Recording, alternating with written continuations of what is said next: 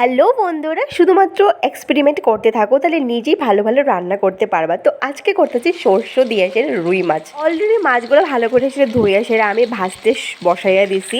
তো এইদিকে আমি একটা পেস্টও বানাইছি, সর্ষ, পেঁয়াজ আর কাঁচা লঙ্কা দিয়ে সেটা একটা পেস্ট করে লেছি। আর পেস্টের সময় একটু নুনও দিয়ে লাইছি। তো এখানে পেস্ট করে অলরেডি রাইখা দিছি। তারপর মাছ ভাজার তেলের মধ্যে আমি পেঁয়াজ সম্বাস দিয়ে দিতেছি, অল্প পরিমাণে দিয়েছি, যেহেতু আমি পেস্টের মধ্যে 1-2টা পেঁয়াজ দিয়ে দিছি, তার লিগে আমি সম্বাসে অল্প পেঁয়াজ দিছি। তো এটা ভালো করে সেটা লাল করে সেটা ভাজছে, সেটা আমি পেস্ট করা মশলাটা দিয়ে লেছি।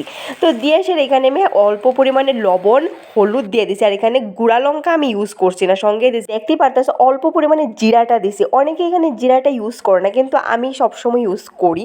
অনেকে অনেক রকম মশলাও ইউজ করে, তো সবার রান্না তো সেম হয় না। তো এখানে ভালো করে সেটা মশলাটা কষায় সেটা তারপরে জল দিয়ে দিছি। জলটা ফুটার লিগে আমি এখানে 10 মিনিট রাইখা দিছি।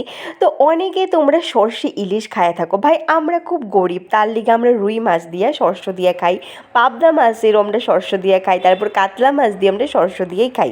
তো যাই হোক, আমি এখানে লঙ্কা যেহেতু আমি পেস্টের মধ্যে দিছিলাম, তার লিগে আমি এখানে 3টা দিছি। তারপর আস্তে আস্তে আমি এবার ভাজা মাছগুলা দিয়ে দিতেছি। আমরা অলরেডি এর আগের দিন মাছের পেঁয়াজি খাইছি, এর আগের দিন টমেটো আলু দিয়ে সে খাইছিলাম মাছটা, তার লিগে এখন বানাইতেছি সর্ষে দিয়ে, কারণ রোজ রোজ একই ডিজাইনের রান্না ভাল লাগে না, তো একটু নতুন করার লিগে এটা আমি সর্ষে দিয়ে করছি। তো তারপর শেষে আমি একটু ধনিয়া পাতা দিয়ে এসে নামাই এলাইছি। তোমরা কী রকম মাছের তরকারি খাইতে পছন্দ করো বা কী কী সবজি দিয়ে এসে রান্না করো বা কীভাবে রান্না করো, অবশ্যই আমার এই কমেন্ট করে জানাইবা। আর ভালো লাগলে তো একটা লাইক শেয়ার করবাই।